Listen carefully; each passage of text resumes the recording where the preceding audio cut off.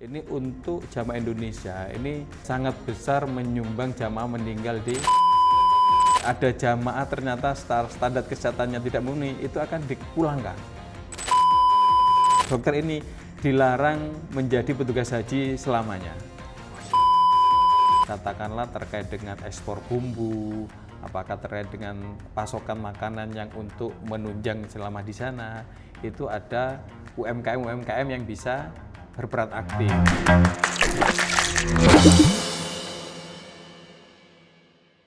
Bismillahirrahmanirrahim. Assalamualaikum warahmatullahi wabarakatuh. Sahabat Panglima dimanapun Anda berada, Alvan Thorik kembali hadir di PopS, Podcast Panglima Express. Di hari ini, Sobat Panglima, kita akan membahas tentang regulasi yang baru tentunya, yang dimana ini sangat ramai diperbincangkan. Kalau pada tahun 2025, tahun sekarang gitu ya, Presiden Prabowo Subianto mengeluarkan Perpres nomor 92 2025 pada 8 September 2025, di mana kementerian baru muncul, yaitu Kementerian Haji dan Umroh. Lantas, ada pertanyaan nih, apa sih perbedaan regulasi yang ada di Kementerian Agama sebelumnya gitu ya, dan dibandingkan dengan kementerian yang baru ini, yaitu Kementerian Haji dan Umroh. Dan Alvan akan membahas tentunya dengan tamu spesial kita. Ini telah hadir di studio Panglima Express yang sangat bagus sekali ya Sobat Panglima. Ada Bapak Edi Susilo, Ketua Tim Bina Haji Reguler dan Advokasi Haji, Kementerian Haji Umroh, Kantor Wilayah Jawa Timur. Ya. Baik, Assalamualaikum warahmatullahi wabarakatuh. Waalaikumsalam warahmatullahi wabarakatuh. Terima kasih Mas Alvan atas undangannya pada siang hari ini. Salam juga buat Sobat Panglima yang mengikuti podcast dari PT Panglima Express. Iya, Masya Allah. Ini singkatannya PopS, Bapak. PopS. Iya, bukan merek, tapi memang podcast Panglima Express. Iya, tapi nggak ada PopS-nya memang ya, Bapak ya. Baik. Ini kita membahas tentang ini nih, Bapak. Apa namanya, seputar perbedaan regulasi haji antara Kemenak dan kementerian yang baru, yaitu Kementerian Haji dan Umroh. Bapak Edi Susilo ini kan Ketua Tim Bina Haji Reguler dan Advokasi Kementerian baru ini ya, Kementerian Haji dan Umroh Wilayah Jawa Timur, betul ya? Ya, siap. Baik Bapak. Kalau sebelumnya, sebelum adanya kementerian yang baru ini, Haji dan Umroh itu kan di bawah naungan Kementerian Agama. Lantas Bapak, apa sih perbedaan gitu ya? Sebelum ke perbedaan deh, apa alasan terbentuknya kementerian baru ini Bapak? Kementerian Haji dan Umroh. Jadi, baik Mas Alvan ya, dan Sobat Panglima. Jadi yang mendasari terbentuknya Kementerian Haji dan Umroh ini memang sesuai dengan cita-citanya Presiden Prabowo. Jadi memang sejak 2019 sebenarnya ketika beliau maju sebagai capres itu sudah mencantumkan beberapa istilahnya visi misinya terkait terbentuknya Kementerian Haji, Zakat dan Wakaf. Awalnya seperti itu. Jadi, nah kemudian ketika beliau menjadi presiden, tentu menindaklanjuti besarnya animo masyarakat Muslim di Indonesia, artinya waiting list yang begitu banyak sampai 37 tahun di suatu daerah, ada yang sampai 45 tahun. Dengan problematika yang ada, maka Presiden menginginkan agar Kementerian Agama itu saat ini kan hal yang ditangani kan cukup luas. Jadi mulai haji umroh, kemudian ada pendidikan Islam, pondok pesantren, kemudian kerukunan umat beragama, KUA. Nah, oleh karena itu maka pemerintahan di era Pak Prabowo ini menginginkan badan khusus atau lembaga khusus yang menangani terkait haji dan umroh. Begitu. Sehingga apa yang diinginkan oleh jamaah haji itu bisa fokus dilayani oleh lembaga tersendiri. Intinya di situ. Berarti lebih fokus di haji dan umroh gitu ya. Tapi apakah memang kalau tahun-tahun kemarin Bapak ini kan ikut Kementerian Agama, gitu. Sekarang ada Kementerian Haji dan Umroh. Apa yang membedakan itu? Jadi Kementerian Haji dan Umroh ini kan kemudian di dalam pelaksanaannya ini terbitlah Undang-Undang Nomor 14 Tahun 2025. Nah, undang-undang ini intinya perubahan ketiga atas undang-undang sebelumnya. Artinya undang-undang ini bukan pure murni baru, tetapi perbaikan atau mungkin penyempurnaan dari Undang-Undang Nomor 8 Tahun 2019 tentang penyelenggaraan ibadah haji dan umroh. Nah, di dalam ke undang-undang yang baru ini, jadi intinya diinginkan bahwa masyarakat khususnya jamaah haji di Indonesia dapat terlayani maupun mendapatkan pelayanan maupun pembinaan serta perlindungan dari pemerintah itu secara berstandar. Gitu. Jadi standar asasi pelayanannya ini yang lebih diutamakan, intinya seperti itu. Nah, hal yang paling kita lihat yang cukup membedakan intinya, khususnya saat ini bahwa Kementerian Haji dan Umroh di dalam mengalokasikan kuota jamaah haji. Kalau sebelumnya kuota haji itu kan dihitung berdasarkan proporsional jumlah penduduk muslim setiap provinsi. Jadi 1/1000 penduduk muslim di masing-masing provinsi. Ambilnya dari situ. Nah, di Kementerian Haji dan Umroh ini kebijakan itu menggunakan berdasarkan waiting list. Jadi tidak berdasarkan proporsional 1/1000 penduduk muslim. Ini dalam rangka pertama memberikan keadilan kepada seluruh calon jamaah di seluruh Indonesia. Jadi logikanya kalau tahun kemarin misalnya ada di salah satu provinsi, katakanlah Kabupaten Sidrap di Sulawesi Selatan, itu masa tunggunya 47 tahun. Kemudian di Jawa Barat mungkin masa tunggunya nggak sampai 20 tahun. Jawa Timur 35 tahun. Nah, dengan kebijakan yang baru ini, maka seluruh antrian di Indonesia itu rata-rata menjadi 26 tahun. Artinya, maka yang akan berangkat di tahun 2026 haji tahun depan ini, maka pendaftarnya relatif hampir sama. Jadi orang yang daftar duluan dialah yang berangkat. Begitu. Kalau sebelumnya per 1000 ada satu daerah yang kuotanya besar, dia sudah berangkat padahal daftarnya mungkin 2013 atau 2015 sudah berangkat. Sedang Jawa Timur karena pendaftarnya banyak, itu ya nggak bisa berangkat yang berangkat masih 2012-an. Sedangkan provinsi lain itu bisa 2013 yang daftar, 2014 itu sudah berangkat. Nah, inilah sehingga dirasa mungkin keadilan terhadap para pendaftar ini kurang memenuhi. Itu yang utamanya. Yang paling kelihatan tentang kuota. Tentang kuota, betul ya. Berarti bisa dibilang semuanya bisa rata dong, Pak? Iya, betul. Jadi hampir seperti kuota haji khusus bersifat nasional ya. Jadi tahun ini misalnya kuota haji reguler 203.000, maka diambil urut porsi se-Indonesia. Pendaftar terakhir tanggal berapa? Nah, kalau di Jawa Timur untuk tahun ini adalah tanggal 13 November 2012. 2012. Ya. Jadi memang kebijakan yang saat ini dengan prinsip agar berkeadilan bagi seluruh pendaftar di Indonesia ini juga membawa keberkahan bagi Jawa Timur. Sehingga di Jawa Timur yang sebelumnya itu terlalu lama gitu ya, Bapak. Dari 35 tahun sekarang menjadi 26 tahun. Jadi kalau tahun sebelumnya Jawa Timur kuotanya itu sebanyak 35.000, tahun ini 42.409. Jadi ada tambahan sekitar 7.200 sekian. Jadi memang cukup banyak, tetapi juga menjadi tantangan. Nah, ini Jawa Timur, masyarakat di Jawa Timur ini ya diharapkan dengan adanya tambahan kota ini, haji reguler khususnya ini ya bisa segera melunasi. Artinya dioptimalkan terkait dengan pelunasannya. Oke, baik. Kalau yang tadi itu salah satunya adalah tentang kuota ya, Pak ya. Kalau setahu saya nih, Ya. ya, orang bisa mendaftar apalagi reguler itu ada DP-nya.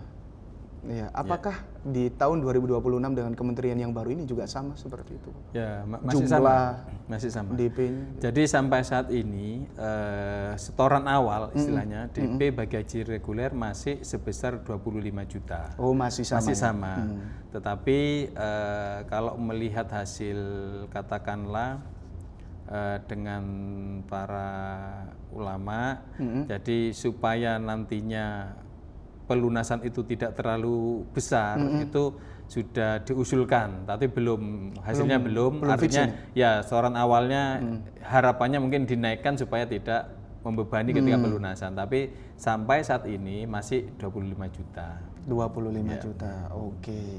Kalau totalnya Bapak semuanya? Kalau totalnya untuk haji reguler ini untuk di Provinsi Jawa Timur, embarkasi Surabaya, ini kan BPIH-nya sebesar 93 jutaan. Oh, 93 juta sekarang. Tetapi dari 93 juta ini kemudian ada istilahnya nilai manfaat yang diperoleh dari dana yang disetorkan sejak tahun 2012 tersebut. Kemudian selisihnya yang dibayar langsung oleh jamaah sekitar 60 juta. 60 juta. 60 juta 400 gitu. Ya. Oke, baik ya. Ada kuota, terus juga ada rencana untuk setoran awal itu tadi ya, dan keberangkatan bisa lebih cepat semuanya nih, lebih enak gitu ya. Yang awalnya 1 banding 1000. Ya, jadi kalau mau tanya misalnya orang Sumatera ya 26 tahun lagi ya, daftar hari ini 26 tahun lu berangkat. Jadi tidak berbeda antara provinsi satu dengan yang lain saat ini seperti itu. Oke, baik ya. Lantas tentang ininya Bapak, yang ramai itu, ini kan tentang persyaratan seperti istitoah gitu ya. Apakah sama dengan pada zamannya di Kementerian Agama dengan Kementerian Haji dan Umroh yang baru ini? Jadi istitoah prinsipnya itu hampir sama dengan sebelumnya. Hanya untuk istitoah tahun jamaah 2026 ini lebih diperketat, Mas. Ini istitoah itu tentang persyaratan atau apa sih Bapak? Jadi istitoah itu istitoah kesehatan itu adalah persyaratan jamaah bisa melunasi. Oh, gitu. Artinya kemampuan kesehatan jamaah ini sudah ada kriterianya. Ada nggak salah 12 kriteria yang ada di dalam Siskohatkes milik Kementerian Kesehatan itu harus terpenuhi. Jadi kalau tahun ini kenapa diperketat? Jadi ini berdasarkan karena hasil penjalanan haji di tahun 2025 atau sebelumnya, ini untuk jamaah Indonesia ini sangat besar menyumbang jamaah meninggal di Arab Saudi. Menyumbang? Iya, menyumbang jamaah yang banyak meninggal. Ya, meninggal di sana. Iya, jadi sumbangan meninggal. Iya, sumbangan meninggal. Ini yang perlu yang menjadi perhatian. Jadi seperti tahun kemarin itu ada jamaah masih di pesawat belum mendarat sudah meninggal. Belum pelaksanaan Armusna sudah beberapa meninggal. Nah, ini oleh Kementerian Kesehatan Arab Saudi. Nah, ini bagaimana ini Pak? Kok belum pelaksanaan haji sudah banyak yang meninggal. Nah, inilah sehingga pemerintah Arab Saudi ini cukup terbebani dengan baik biaya perawatan jamaah yang sakit maupun terkait dengan jamaah meninggal di sana. Oleh karena itu disampaikanlah kepada Kementerian Agama waktu itu, kemudian saat ini Kementerian Haji. Jadi diharapkan Indonesia ini berperan aktif. Jadi core-nya itu masa kegiatan ibadah haji ini istilahnya menyebabkan kematian gitu loh maksudnya. Ini yang beredar di katakanlah secara globalnya. Nah, agar ini tidak menjadi istilahnya berita global yang tidak menyenangkan atau baik bagi umat Muslim khususnya, maka beberapa hal yang perlu dilakukan adalah pengetatan. Jadi yang minta ngetat itu bukan dari kita, tapi pengetatan itu justru permintaan dari Arab Saudi. Arab Saudi. Ya. Karena sumbangan meninggal tadi banyak ya Bapak ya. Jadi nanti bagi jamaah haji Indonesia yang sudah memenuhi istitoah, melunasi, kemudian berangkat, itu bahkan akan ada pemeriksaan kedua nanti ketika di embarkasi. Sebelumnya apakah di tahun 2025 juga? Kalau tahun sebelumnya itu ada pemeriksaan pertama, di pemeriksaan tahap kedua itu pemeriksaan oleh Balai Besar Kekarantinaan atau KKP kalau dulu. Intinya pemeriksaannya masih ya indikatornya tidak seketat sekarang. Jadi kalau yang sekarang misalnya dia demensia, lupa, kemudian katakanlah nanti TBC atau jantung, maka itu tidak bisa diberangkatkan. Kenapa? Sekarang lebih ketat. Untuk petugas kesehatan saja ketika saat ini melakukan entry di dalam hasil pemeriksaan kesehatan tahap pertama, di entry di aplikasinya Sitkatkesnya, itu sekarang sudah tidak ada menu edit. Oh, sekarang nggak ada. Jadi ketika memang sudah dimasukkan indikator nilai-nilai yang sudah diperiksa, kemudian ada salah satu unsur yang memang di bawah standar, ya otomatis tidak istitoah. Oh. Ya, kalau dulu bisa diedit, artinya begitu. Oh ya bisa dirubah lah katanya. Nah saat ini tidak bisa dirubah. Oh, ketat sekali berarti. Ketat sekali ya, iya, betul. Iya. Kenapa? Karena pemerintah Arab Saudi sudah menyampaikan bahwa nanti jamaah haji yang akan tiba di bandara itu akan dilakukan checking random, secara random. Oh, sampling ya? Sampling.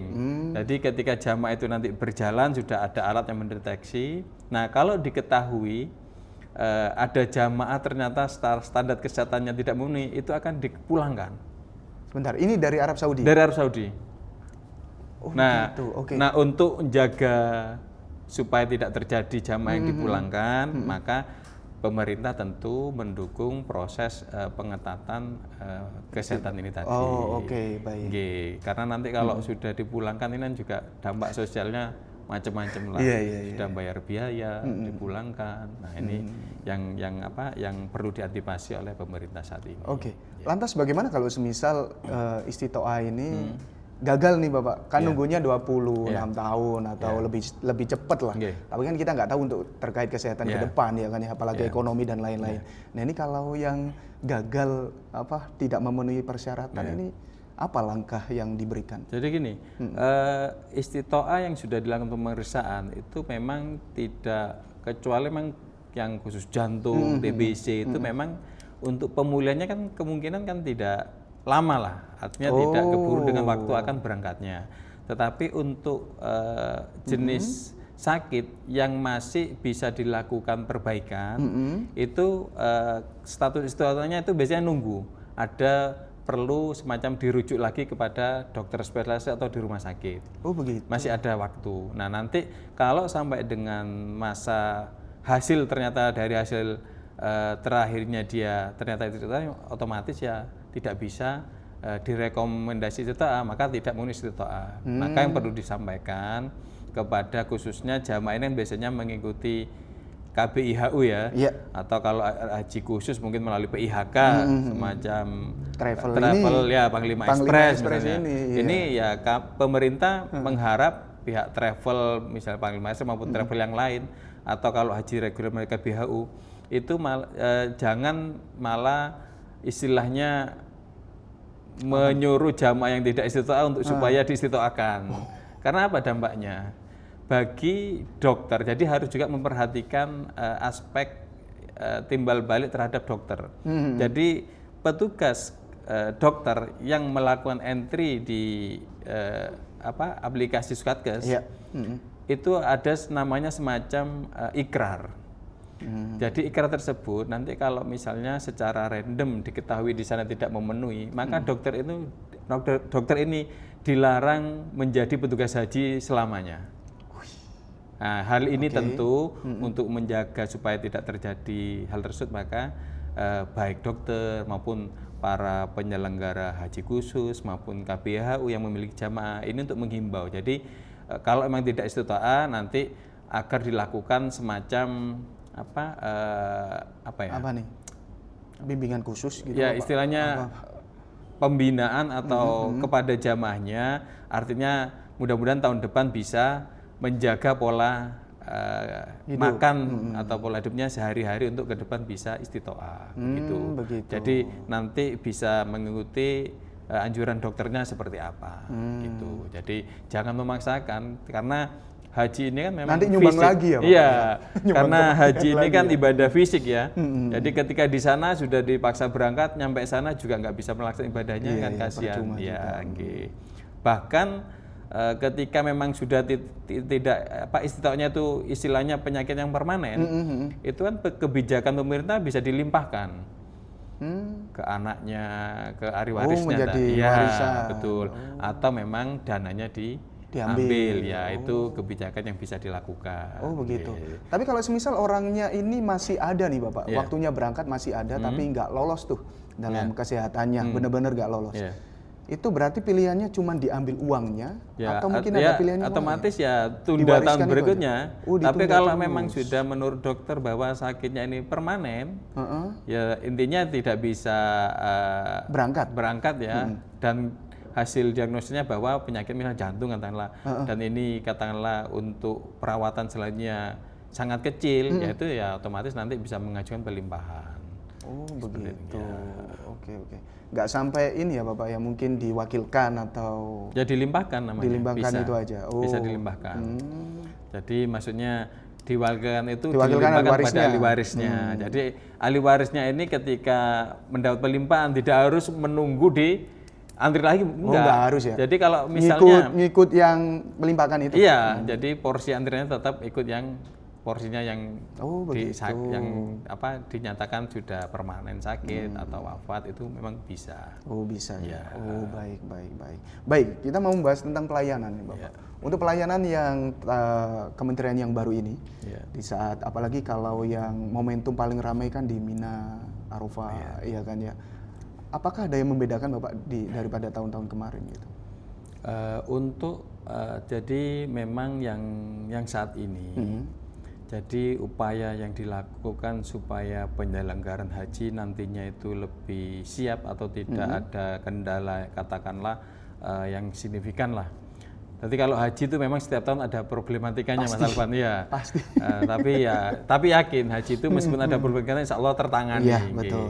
Tapi untuk tahun ini beberapa hal yang memang persiapannya kalau kami rasa saat ini memang sudah lebih cepat. Jadi intinya bahwa saat ini tahapan pelayanan, baik persiapan mulai pelunasan, nantinya dokumen, sampai dengan layanan di Armusna, ini diupayakan semaksimal mungkin sesuai dengan timeline-nya dari Kerajaan Arab Saudi. Timeline. Jadi pemerintah Arab Saudi itu setelah haji selesai tahun 2025 itu sudah memberikan timeline kepada negara yang akan mengirim jamaah. Oh gitu. Jadi timelinenya kapan harus melakukan kontrak, kapan harus mengumumkan jamaahnya, kapan harus melakukan request visanya, itu sudah. Nah, indikatornya ini memang dapat kita lihat kalau tahun kemarin memang Kementerian Agama saat itu ada badan haji juga ya, transisi awal. Kalau tahun kemarin itu pelunasan tahap pertama itu dimulai 14 Februari 2025. Visa dibuka 18 Februari. Jadi orang baru melunasi kan nggak mungkin ngurus visa karena harus diatur dulu pramannya. Nah, mengevaluasi dari penyelenggaraan tersebut, maka di tahun ini berupaya mengikuti timeline yang sudah ditentukan. Makanya pelunasan jamaah haji ini tahun ini baik oleh kesepakatan biaya BPIH antara pemerintah, Kementerian Haji dan Umroh dan DPR ini dipercepat. Oh, Masya Allah. Jadi kalau mungkin tahun sebelumnya bisa sampai 3 minggu 1 bulan. Tahun ini penetapan pembahasan hanya seminggu sudah selesai. Nah ini beberapa upaya yang memang real dalam rangka percepatan, sehingga tahun ini alhamdulillah untuk pelunasan haji reguler saja sudah dilaksanakan mulai tanggal 24 November. Artinya dengan tahun kemarin paling enggak November, Desember, hampir majunya 3 bulan lebih. Nah ini yang pertama. Yang kemudian terkait dengan di Armusna pun insya Allah di bulan November, Oktober kemarin sudah mulai ada pembayaran terkait dengan sewa-sewa tenda di Armusna, Arafah, Musdalifah ini sudah mulai selesai. Dan insya Allah di akhir tahun ini dari Kementerian Haji dan Umroh sudah ke Arab Saudi untuk penyelesaian semua kontrak-kontrak yang ada di sana. Oke. Gitu ya. Berarti ini juga bisa dibilang permintaan dari pemerintah Arab Saudi, Bapak, untuk perubahan-perubahan seperti itu. Betul, ya. Jadi memang semuanya tetap mengacu. Apakah setiap negara, Bapak, gak hanya Indonesia saja? Seluruh negara. Semua ya? Semua negara. Jadi edaran itu kan kepada semua negara yang akan mengirim jamaah di tahun 1447 Hijriah. Jadi seluruh negara. Begitu. Ya kalau kami saya lihat, insya Allah sih kalau untuk persiapan, insya Allah ini alhamdulillah sudah lebih maju. Nah nanti sehingga diharapkan di Januari dengan selesainya pelunasan tahap 2, pertengahan Januari sampai Februari itu sudah bisa dilakukan request visanya. Karena persiapan penyerahan dokumennya. Karena kalau untuk proses layanan terkait request visa kan akan dimulai di 8 Februari sesuai timelinenya. Artinya ya yang sudah dilakukan saat ini insya Allah dengan timelinenya berjalan sesuai lah. Terus yang berikutnya terkait layanan Armusna. Tahun kemarin kan memang yang viral itu kan terkait banyak syarika itu, sehingga jamaah terpisah syarika, berpisah dengan rombongannya, meskipun berangkat satu kloter di sana pisah-pisah. Itu memang tahun kemarin memang kendala yang di luar ini ya, di luar kemampuan yang kita rencanakan. Kalau sekarang apa? Nah, kebijakan tahun ini bahwa untuk haji 2026, jadi Kementerian Haji dan Umroh sudah menyelesaikan tahapan pemilihan syarika. Saat ini tahun depan ini hanya 2 syarika. Oh, 2 saja. Sebelumnya berapa? 8 syarika tahun kemarin. Oh, itu yang buat bisa-bisa itu ya. Dan 8 syarika pun itu tahun kemarin karena mepetnya persiapan dengan rencana berangkat. Saya seperti embarkasi Surabaya itu ya ada 8 syarika yang layani, sehingga kesulitan secara teknis di lapangan. Nah tahun ini dari Kementerian Haji dan Umroh itu syarika pun hanya 2 dan akan berbasis embarkasi. Jadi embarkasi Surabaya mungkin syarika A, yang embarkasi lain syarika B seperti itu. Sehingga mudah-mudahan ya dalam proses nanti penyusunan kloternya. Jadi proses visanya ini lebih mudah ketika ada perubahan ini karena masih 1 syarika, insya Allah mungkin bisa terkondisikan gitu. Baik. Ya. Ini juga bukan pertanyaan saya saja, Bapak. Saya juga melihat di komentar-komentar gitu ya. Harapannya pasti dengan adanya Kementerian Haji dan Umroh yang baru ini, fasilitas juga lebih baik nih, Bapak. Nah ini apakah ada rencana menuju ke fasilitas yang lebih baik yang sudah direncanakan oleh kementerian yang baru ini, Bapak? Jadi kalau Kementerian Haji dan Umroh itu memang yang saat ini fokusnya itu ada apa nih? 3 hal ya. 3 hal ya. Yang sering kita dengar baik oleh Pak Menteri maupun Wakil Menteri maupun pejabat itu yaitu Trisukses Haji. Trisukses Haji. Ya, jadi pertama adalah sukses ritual. Yang kedua sukses ekosistem ekonomi haji, yang ketiga itu sukses peradaban. Ini yang baru. Jadi kalau di sebelumnya bahwa pengukuran indikator kesuksesan penyelenggaraan haji itu kan lebih pada penyiapan akomodasi, penyiapan catering, penyiapan transportasi. Nah, di saat ini Kementerian Haji ini akan menambah indikator terkait dengan kesuksesan ritual hajinya. Artinya pelaksanaan ibadahnya jamaah ini harus betul-betul diperhatikan. Jadi nanti ada semacam penilaian atau instrumen bagi para pembimbing ini jamaah itu harus seperti apa. Oh begitu. Ya, sehingga intinya para pembimbing baik di travel PIHK maupun di KBH Haji reguler ini mempunyai standar bimbingan sehingga jamaah ini bisa secara mandiri untuk melaksanakan ibadah hajinya.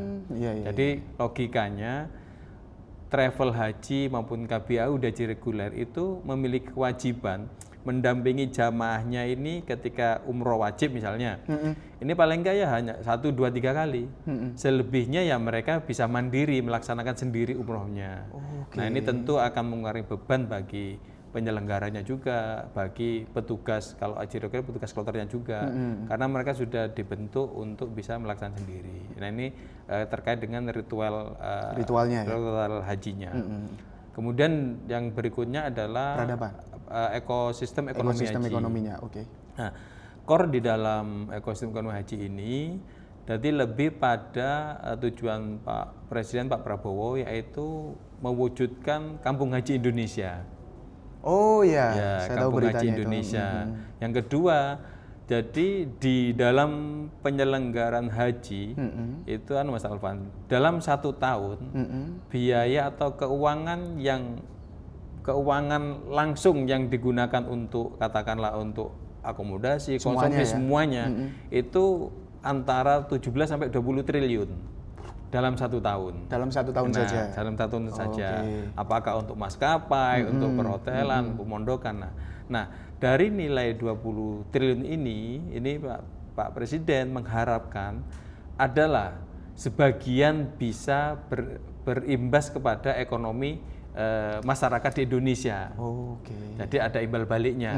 Masa semuanya ini dirasakan oleh pemerintah Arab Saudi. Nah, apa diantaranya? Misalnya nanti katakanlah terkait dengan ekspor bumbu, apakah terkait dengan pasokan makanan yang untuk menunjang selama di sana, itu ada UMKM yang bisa berperan aktif, sehingga ini akan berdampak pada itu yang terkait dengan ekosistem ekonomi hajinya.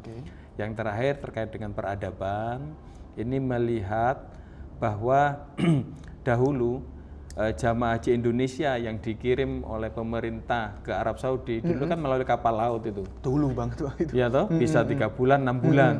Lama. Bahkan setelah haji di sana mungkin melanjutkan bisa belajar di sana sampai nanti balik. Nah, ketika pulang ke Indonesia, para pendiri-pendiri ini kan ada Hasyim Asy'ari, pendiri NU, Ahmad Dahlan, Muhammadiyah, banyaklah. Itu kan membuat lembaga organisasi keislaman yang memang betul-betul bisa bermanfaat kepada masyarakat sekitarnya. Nah, di sisi sukses ini itu diharapkan, jadi jamaah haji nanti sepulang dari tanah air kemudian di Indonesia ini tumbuhlah nilai-nilai kebangsaannya itu lebih tinggi lagi, sehingga bisa memberikan perubahan kepada masyarakatnya terkait dengan nilai-nilai kebangsaan keindonesiaan ini nanti. Tujuannya di situ terkait dengan peradaban. Baik. Ya. Tentunya dengan metode yang beda lagi, modern soalnya Bapak ya. Oke. Baik ya, Sobat Panglima. Ya, Sobat Panglima, ini waktunya nggak cukup Bapak. Iya sih. Ada dan nanti sesi selanjutnya ada pasti narasumber. Siap, ya. Kalau kita bahas sampai habis ini butuh waktu yang panjang ya Bapak ya. Betul. Karena pasti ini secara umum lah nanti. Pasti juga Sobat Panglima dan juga netizen Indonesia ini penasaran dengan adanya kementerian yang baru ini. Gebrakannya seperti apa gitu ya. Apakah sama seperti tahun-tahun kemarin atau enggak. Tapi kita sudah ada gambaran secara umum. Untuk yang penasaran Sobat Panglima, nantikan aja episode selanjutnya gitu ya. Apakah masih dengan Bapak Edi Susilo gitu ya atau dengan yang lain, tapi nggak apa-apa. Baik Bapak, terakhir nih Bapak. Karena Bapak ini tamu spesial di Panglima Express. Mungkin apa sih harapan Bapak dan juga pandangan Bapak tentang travel Panglima Express ini? Ya, baik. Alhamdulillah Mas Alvan, kami sebelumnya juga memang menangani terkait apa nih? TUSI umroh haji khusus memang. TUSI umroh haji khusus. Jadi saya sebelum di ketua tim Bina Haji Reguler itu sebagai ketua tim Bina Haji Umroh dan Haji Khusus. Memang jadi ya mengenal lah dengan travel seluruhnya di Jawa Timur. Tapi prinsipnya kalau kami lihat dari PT Panglima Express selama ini, saya lihat perkembangannya cukup signifikan ya. Cukup cepat. Kenapa? Karena memang mengikuti perkembangan teknologi, dunia digitalisasi lah istilahnya. Memang kami menyampaikan ya tidak ke PT Panglima Express saja pada saat itu, ke seluruh penyelenggara umroh maupun haji khusus itu untuk secara masif itu melakukan promosi di dunia medsos. Ya, kenapa? hal ini tujuannya untuk mengimbangi penyelenggara yang sifatnya ilegal. Itu akan berdampak pastinya. Dan alhamdulillah sekarang saya lihat Panglima Express hampir setiap hari live ya. Iya, selalu bunyi itu ting-ting-ting. Gitu. Jadi ya kami kalau kepada masyarakat ya berharap untuk memilih memang travel yang memang memiliki kemampuan pengelolaan yang bagus. Jadi seperti ya Panglima Express ini pun kan selama ini sudah melakukan katakanlah promosi maupun penyelenggaraannya. Saya lihat kan sampai saat ini tidak ada misalnya gagal berangkat, itu kan tidak ada. Mudah-mudahan tidak sampai terjadi. Nggak sampai kan ya, nggak sampai ada. Jadi dan ini yang memang yang harus ditekankan kepada seluruhnya. Jadi bagi jamaah ya pilih travel yang memang punya izin dari pemerintah. Khususnya saat ini memang sedang transisi baik dari SDM maupun dari kementeriannya. Tentunya nanti diharapkan bisa memberi travel yang punya izin ini ya termasuk Panglima Express ini bisa memberikan layanan yang baik, memberikan pembinaan manasik kepada jemaah secara baik dan terlebih adalah perlindungannya. Ya kalau kita ketahui yang saat ini mungkin viral ada umroh mandiri lah, haji mandiri lah. Ini kan tentu bagi masyarakat ini apa sih sebenarnya kan gitu. Maka kepada masyarakat ini tentunya berharap bisa memilih travel yang memang sudah memiliki izin dan memiliki katakanlah prestasi lah, tidak memiliki kegagalan maksudnya. Ya, jadi itu harapannya. Dan tentu kami berharap PT Panglima Express ini bisa semakin katakanlah bisa semakin berkompetisi dengan travel lainnya, tetapi kompetisi terkait dengan layanan yang lebih bagus. Itu Mas Alvan. Baik, Masya Allah. Ya, terima kasih Bapak Edi Susilo. Ya. Kami juga menantikan Bapak dengan adanya kementerian ini. Nggak sabar untuk tahun 2026. Ya, dengan berita-berita yang bagus tentunya. Dan sangat bermanfaat untuk umat muslim di Indonesia dan negara. Baik, amin ya rabbal alamin. Ya, demikian ya untuk Sobat Panglima. Anda bisa untuk menantikan kita Pop S ini berbagai episode dengan berbagai tema-tema yang menarik, tema-tema terkini tentunya dengan narasumber yang kompeten tentunya. Saya Alvan Thorik, terima kasih. Wassalamualaikum warahmatullahi wabarakatuh.